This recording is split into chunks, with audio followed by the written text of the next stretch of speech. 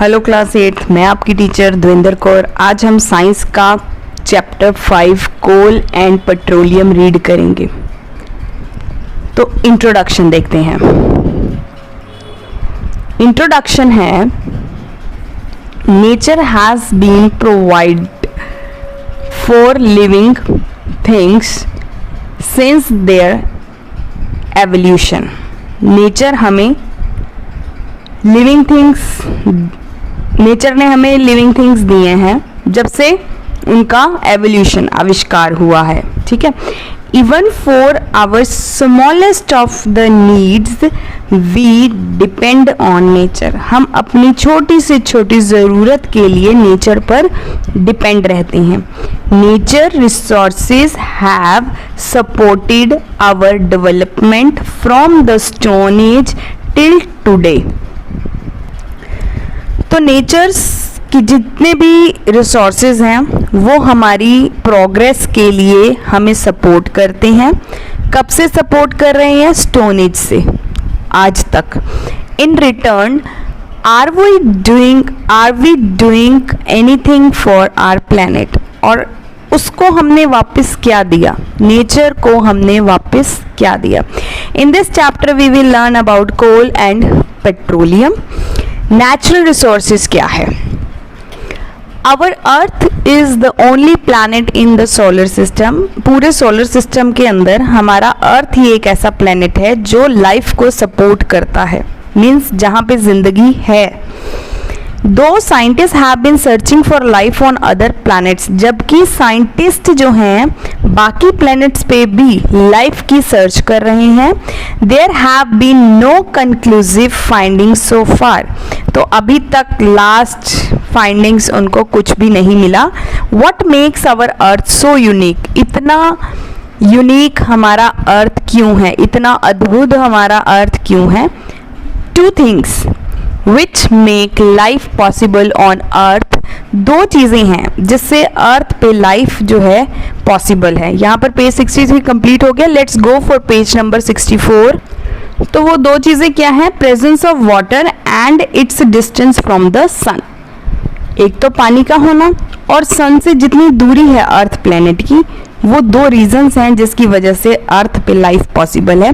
The earth is at the right distance from the sun to maintain a temperature range suitable for sustaining life. Earth जो planet है वो सन से उतनी दूरी पर है जो एक टेम्परेचर को मेंटेन रखता है। ना ज़्यादा टेम्परेचर ज़्यादा है अर्थ पर, ना सन का टेम्परेचर कम है। Living organisms need plenty of substances to survive. हम जीव जंतुओं को, लिविंग ऑर्गेनिजम्स को बहुत सारी चीज़ें चाहिए जिंदा रहने के लिए। हमारी बेसिक नीड क्या है? खाना, हवा, पानी और रहने की जगह। These needs are fulfilled by the resources available on the earth. और ये ज़रूरतें कहाँ से पूरी होती हैं? अर्थ पर जो रिसोर्सेज हैं उसी से ही। हमें ऑक्सीजन मिलती है हवा से, पानी मिलता है रिवर से और फूड मिलता है प्लांट से। हाउ एवर विद एवोल्यूशन, जैसे जैसे विकास होता गया, जैसे जैसे फैलते गए ह्यूमन बींग्स और डेवलपमेंट प्रोग्रेस करते गए, हमारी ज़रूरतें भी हम टाइम के हिसाब से बहुत मैनीफोल्ड्स मीन्स बहुत बढ़ गई और हमने बहुत सारी चीज़ें यूज़ करना शुरू कर दी अर्थ से अपनी ज़रूरतों को पूरा करने के लिए। These substances are called natural resources. Air, water, trees and minerals are natural resources available to us on earth.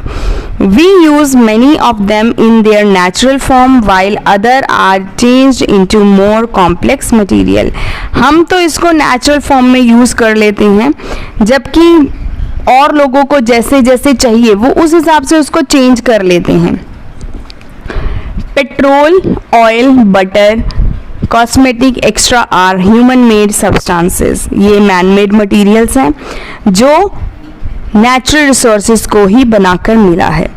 दो तरह की कैटेगरीज हैं नेचुरल रिसोर्सेज की। एक है रिन्यूएबल सोर्सेज या नॉन एग्जॉस्टिव सोर्सेज और दूसरा है नॉन रिन्यूएबल सोर्सेज और exhaustive resources. These are the resources. अब रिन्यूएबल सोर्सेज रीन्यू मतलब रीन्यू, ठीक है। They are the resources present in nature which are not yet used up completely. They present in very large amount and will not get finished by human activities. Air, water, sunlight are renewable sources of energies.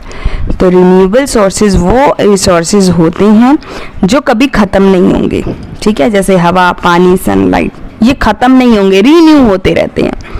Non renewable resources क्या हो गए, इसका opposite हो जाएगा, means कि वो ख़त्म हो जाएंगे, जैसे जैसे यूज़ करते जाओगे थोड़े टाइम बाद ख़त्म होते जाएंगे। They are the natural resources in limited amount में, ये लिमिटेड अमाउंट में उपस्थित है नेचर के अंदर। They may get completely used up by humans, हम लोगों की गलतियाँ या बेवकूफ़ियाँ कह लो या ज़्यादा ज़रूरतें पूरी करने के लिए हम इन चीज़ों को ख़त्म कर देंगे। Coal, petroleum, minerals, plants and animals. Non renewable resources take millions of years to form.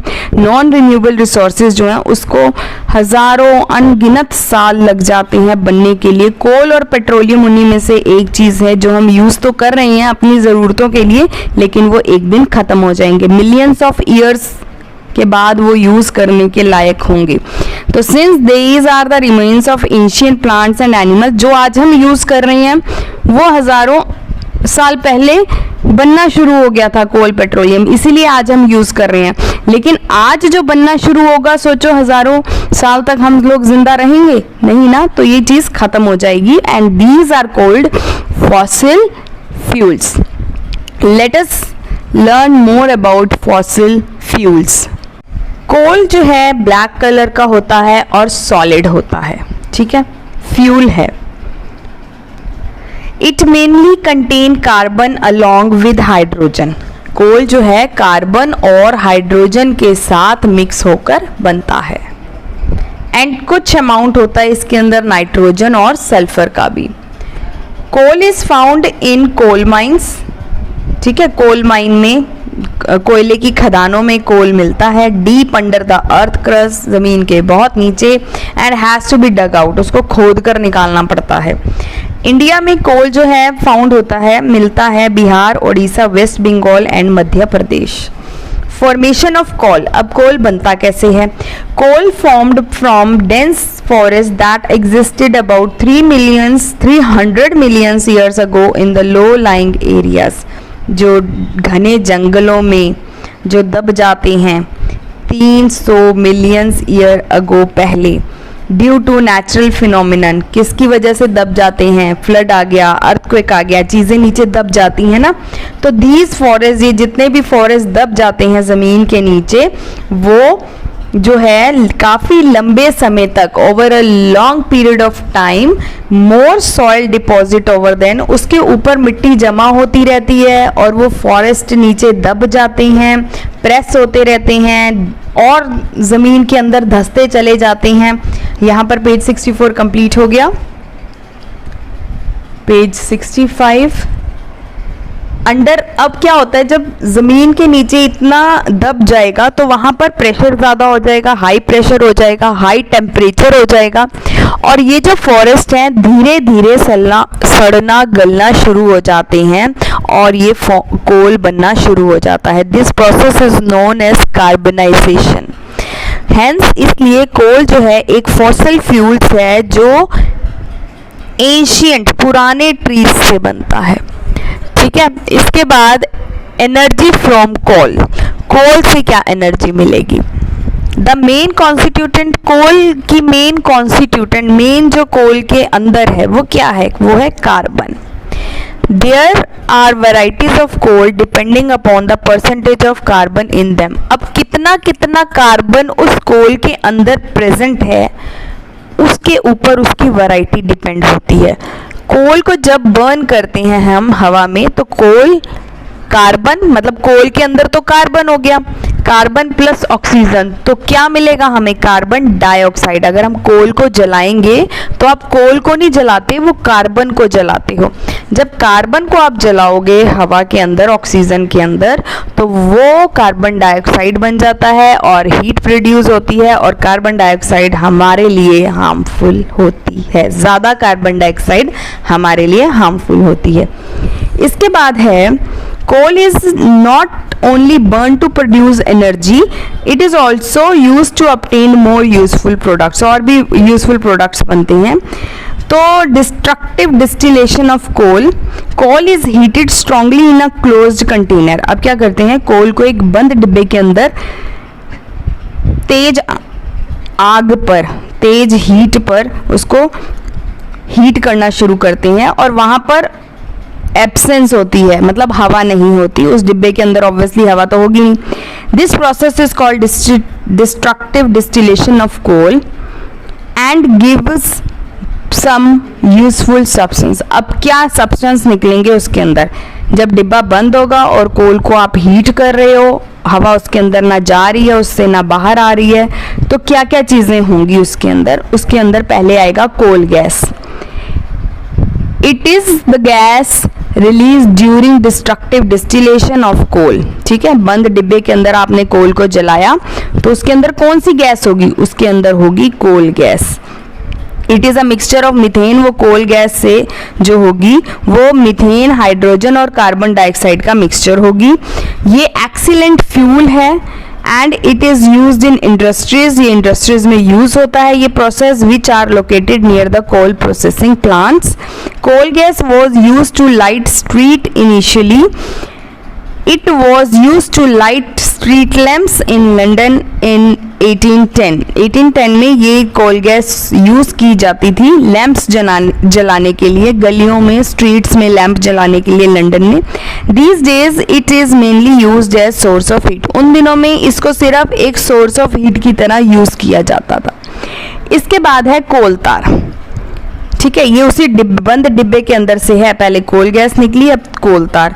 Coal tar is a thick black liquid obtained by destructive distillation of coal. जब कोल को बंद डिब्बे के अंदर गर्म करते हैं, ठीक है, तो वो एक लिक्विड में चेंज हो जाता है।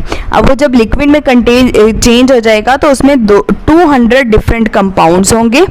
ठीक, और ये जो कंपाउंड्स होंगे इनको केमिकली अलग अलग सेपरेट किया जाता है and are use to make some important substances, जैसे ड्रग्स में, पेंट्स में, डाइज में, प्लास्टिक में, रूफिंग मटेरियल में, नैप्थलीन बॉल्स में ये डाला जाता है। नैप्थलीन बॉल्स जो गर्म कपड़ों में रखी जाती हैं, गोलियां, ताकि कीड़े न लग जाएं कपड़ों में। Earlier coal tar was use to cover the road. आपने देखा होगा रोड्स पर कोल तार डाला जाता था, पहले के टाइम पर होता था ये। These days metalling of road is done by bitumen which is obtained from the petroleum। तो जो पेट्रोलियम से ऑब्टेन होता है बिटुमन, वो यूज होता था। इसके बाद थर्ड प्रोडक्ट आता है कोक। कोक भी निकलता है। कोक वो पीने वाला कोक नहीं है यहाँ पर, it's a kind of coal. तो coke is very important substance obtained from coal. ये जो है कोक जो होता है रेसिड्यू, मतलब बचा खुचा जो रह जाता है डिस्ट्रक्टिव डिस्टिलेशन ऑफ कोल के अंदर, ये उसका बचा खुचा हिस्सा होता है जो कोक होता है। यहाँ पर पेज 65 कंप्लीट हो गया। Let's go for page 66। When all volatile components are removed, जब उसमें से सारे components remove हो जाते हैं, coke is the most pure form of carbon with 98% carbon content. ये कोक के अंदर 98% कार्बन होता है। It is mainly use in the extraction of metal from their ores. ये हम हायर क्लासेस में पढ़ेंगे किस तरह से जब मेटल्स को निकालते हैं तो उनमें से ओर निकालने के काम आता है।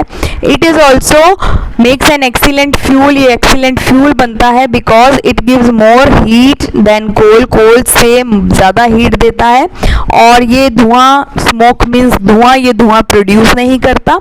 और it is use to make steel, और स्टील बनाने के काम आता है कोक। ठीक है, uses of coal. Coal is a domestic fuel, घरों में जलाने के काम, डोमेस्टिक यूज में काम आता है। It is use as a fuel for generating electricity. Electricity generate करने के भी काम आता है थर्मल पावर में। और it is a main source of energy in India. Coal was use to run the steam engine in the past. Steam engine जब पहले के टाइम पर जब स्टीम इंजन चलाते थे तो उसमें कोल डाला जाता था, उससे हीट प्रोड्यूस होती थी और इंजन चलता था। Coal is use to obtain coke. Coal से कोक मिलता है, कोल गैस मिलता है, जो कि एक्सीलेंट फ्यूल्स हैं। यहाँ पर आपका कोल का टॉपिक जो है फिनिश हो गया। अब हम स्टार्ट करेंगे पेट्रोलियम। ठीक है, पेट्रोलियम और क्रूड ऑयल। पेट्रोलियम भी बोल सकते हो आप, क्रूड ऑयल भी बोल सकते हो। ये फॉसिल फ्यूल है, ये भी ज़मीन के अंदर से निकाला जाता है। इंडिया में Gujarat, Assam, Bombay, high and in the river basin of Krishna and Godavari reverse, यहाँ से पेट्रोलियम या क्रूड ऑयल निकाला जाता है। फॉर्मेशन ऑफ पेट्रोलियम, अब बनता कैसे है? Petroleum was formed from the remains of living organisms in oceans and seas millions of years ago. Coal कैसे बना था? कोल बना था जब अर्थक्वेक आ गया या बाढ़ आ गई तो जो फॉरेस्ट है वो ज़मीन के अंदर दब जाते हैं, ऊपर से मिट्टी डलती रहती है, हाई प्रेशर आ जाता है, हाई टेम्परेचर हो जाता है और वो कोल बनना शुरू हो जाता है। पेट्रोलियम, अब समुद्र के अंदर की बात हो रही है कि समुद्र के अंदर जब डेड लिविंग ऑर्गेनिजम्स, मतलब जो मर जाते हैं जीव जंतु समुद्र के अंदर या ज़मीन के अंदर ओशन में ही दबते चले जाते हैं मिलियंस ऑफ ईयर्स अगो तक। When these plants and animals die, जब समुद्र के अंदर रहने वाले या और जीव जंतु समुद्र के अंदर मर जाते हैं तो ये समुद्र की मिट्टी में ही दबते चले जाते हैं। मिलियंस ऑफ ईयर्स तक ऐसा ही चलता रहता है, मिट्टी ऊपर जमती रहती है समुद्र के नीचे और गहराई में वो मरे हुए जीव जंतु और गहराई में दबते चले जाते हैं। अब वहां पर भी क्या होगा? हाई प्रेशर और हाई टेम्परेचर, फिर उनकी बॉडीज क्या होगी? सड़ना गलना शुरू हो जाएगी, तो जाकर पेट्रोलियम और नेचुरल गैस बनती है। अब पेट्रोलियम निकाला कैसे जाता है ये तो हमने देख लिया, बनता कैसे। अब हम लोग कैसे निकालते हैं? Petroleum and natural gas are found between the layers of impressive rocks deep in the earth। Petroleum और नेचुरल गैस जो है वो layers of rocks deep under the अर्थ में मिलता है। Natural gas is always found above the petroleum. जब भी आप पेट्रोलियम को खोदने निकलोगे तो पहले आपको नेचुरल गैस मिलेगी, उसके बाद पेट्रोलियम मिलेगा। ठीक, petroleum and natural gas are extracted by drilling holes in the earth crust. तो मशीनों के जरिए ड्रिल की जाती है, होल्स किए जाते हैं, बड़े बड़े गड्ढे खोदे जाते हैं और इन होल्स को बोलते हैं ऑयल वेल, जिसको हम तेल के कुएं भी बोल देते हैं। Most oil wells yield both natural gas and petroleum. तो ज़्यादातर सारे तेल के कुओं में नेचुरल गैस और पेट्रोलियम मिल जाता है। However some wells give only natural gas, और कुछ में तो सिर्फ नेचुरल गैस ही मिलती है। यहाँ पर पेज 66 कंप्लीट हो गया। Let's go for page number 67। यहाँ पर आप देख सकते हो समुद्र के अंदर 300-400 मिलियंस ऑफ ईयर्स तक मरे हुए जीव जंतु इकट्ठा होने शुरू हो जाते हैं, फिर ये ज़मीन के नीचे दबना शुरू हो जाते हैं, फिर ऊपर मिट्टी आ जाती है। ठीक है, फिर उसके ऊपर इस तरह से सेडिमेंट्री रॉक्स चट्टानें बन जाती हैं, नीचे ऑयल और गैस डिपॉजिट होना शुरू हो जाता है और उसके बाद हम लोग ड्रिलिंग करके इसको निकालना शुरू करते हैं।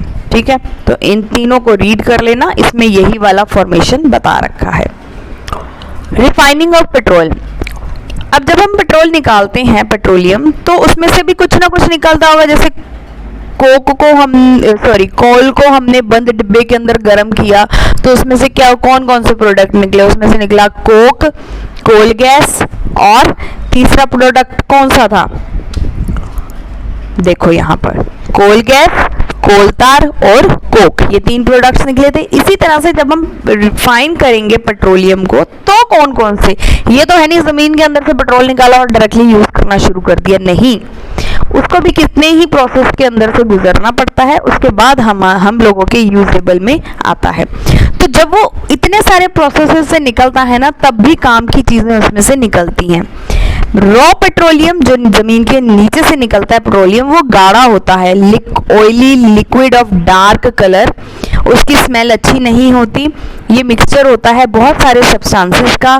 Petroleum is subjected to a process called fractional distillation. अब इसको एक प्रोसेस के अंदर से गुजारा जाएगा जिसका नाम है फ्रैक्शनल डिस्टिलेशन। जहां पर चीजें अलग अलग की जाएंगी और उसके बाद एंड में हमें पेट्रोल मिलेगा। This process is carried out in the oil refineries. Oil refineries में भेजा जाता है। Some important constituent of petrol are, क्या क्या मिलता है? Petroleum gas, fuel for cars, making chemicals, उसके बाद कैरोसिन मिलता है, फिर डीजल ऑयल मिलता है, फिर फ्यूल ऑयल मिलता है, उसके बाद बचा खुचा ऑयल होता है।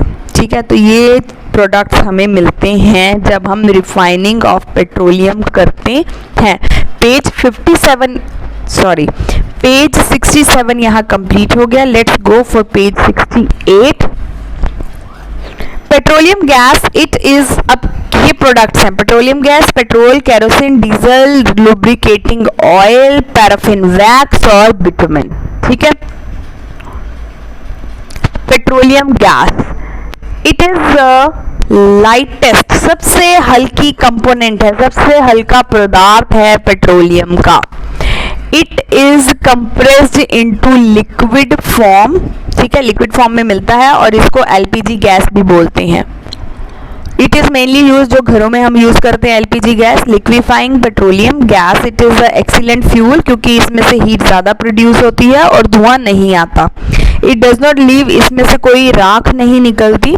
इसको सिलेंडर्स में स्टोर कर दिया जाता है और ट्रांसपोर्ट कर दिया जाता है एक जगह से दूसरी जगह तक। सेकेंड प्रोडक्ट है पेट्रोल। पेट्रोल मेनली यूज हम ऑटोमोबाइल्स में करते हैं। Dry cleaning of delicate fabrics and clothes के भी काम आता है। कैरोसिन हैवियर लिक्विड है, पेट्रोल से ज़्यादा हैवी है ये। इसको डोमेस्टिक कैरोसिन यूज़ करा जाता है घरों के अंदर जहाँ पर एलपीजी गैस अवेलेबल नहीं होती, और ये सस्ता है एलपीजी से। और लालटेन्स में भी डाला जाता है। और special type of kerosene is used as a jet aeroplanes, तो जेट एरोप्लेन्स में भी यूज़ किया जाता है। डीजल जो है हैवी ऑटोमोबाइल्स के लिए, ट्रक्स में, रेलवे इंजन्स में डीजल्स डाला जाता है। जनरेटर्स में डाला जाता है ताकि इलेक्ट्रिसिटी प्रोड्यूस की जाए। लुब्रिकेशन ऑयल एक थिक है, हैवी लिक्विड है, इसको यूज़ किया जाता है मशीनों को लुब्रिकेंट, मतलब मशीनों में तेल जो देते हैं ना, लुब्रिकेटिंग ऑयल, ताकि मशीनें वर्क ठीक करती रहें वो। पैराफिन वैक्स, ये कैंडल बनाने के काम आता है और इससे वैसलीन और क्रीम्स में भी यूज़ किया जाता है। बिटुमेन, ये लास्ट की बची हुई राख जो काम करती है, और it is used as a making top surfaces of road, जो हमने पीछे कोल तार में पढ़ा था। It is also used to line the roofs and the outer walls of the building to make them water proof. Buildings की walls को water proof बनाने के लिए भी लगाया जाता है। यहाँ पर इसके बाद है नेचुरल गैस। ठीक है, दो चीज़ें निकलती है ना, नेचुरल गैस और पेट्रोलियम। अब हम नेचुरल गैस के बारे में पढ़ेंगे। Natural gas is obtained along with the petroleum, petroleum के साथ ही तेल के कुओं में से नेचुरल गैस निकलती है। एक्सीलेंट फ्यूल है, स्टोर किया जाता है, मतलब स्टोर करके रख सकते हैं और ट्रांसपोर्ट कर सकते हैं एक जगह से दूसरी जगह पे with high pressure compressed natural gas, CNG, जिसको सीएनजी बोलते हो, that is natural gas. The main constituent of natural gas is methane. इसके अंदर का मेन जो पदार्थ है जो इसमें से निकलेगा नेचुरल गैस में से, वो है मीथेन। नेचुरल गैस सप्लाई होता है नेटवर्क ऑफ पाइपलाइंस। ठीक है, these pipelines deliver CNG directly to the residential areas for the domestic use. घरों तक पहुंचाया जाती है ये पाइपलाइंस और इसके थ्रू सीएनजी गैस भेजी जाती है। These pipelines are operationally in metro cities, metro cities में ज़्यादा काम है इसका। CNG is also use as a fuel in automobiles, automobiles में भी सीएनजी भरवाई जाती है। नेचुरल गैस गुड है, क्यों गुड? गुड फ्यूल है क्योंकि इसमें कोई राख या बचा कुचा कुछ नहीं बचता। It gives a lot of heat, जब ये जलती है तो बहुत सारी हीट प्रोड्यूस करती है और इसमें धुआं कुछ नहीं निकलता। पेट्रोलियम और natural gas are also use to make many chemical substances, और उनको पेट्रोकेमिकल्स भी बोलते हैं। इसके अंदर डिटर्जेंट आता है, केमिकल्स आता है, plastic, fibre like nylon, polyester and acrylic बनाने के भी काम आता है। ठीक, यहाँ पर पेज 68 कंप्लीट हो गया। पेज 69 की तरफ चलते हैं। तो natural gas is decompose to produce hydrogen gas. Natural gas को डीकम्पोज किया जाता है हाइड्रोजन गैस बनाने के लिए। जो कि बाद में जाकर फ्यूल की तरह यूज होता है और फर्टिलाइजर्स बनाने के काम आता है। अब डिसएडवांटेजेस हैं यहाँ पर फॉसिल फ्यूल्स के। हर चीज़ तो अच्छी नहीं हो सकती ना, उसके डिसएडवांटेज भी होंगे। तो क्या है disadvantage? Both coal and petroleum, दोनों चीज़ें कोल और पेट्रोलियम कंटेन कार्बन, इसके अंदर कार्बन होता है, दोनों के अंदर ही कार्बन कंपाउंड है। जब वो बर्न होगा तो वो हीट और लाइट प्रोड्यूस करेगा।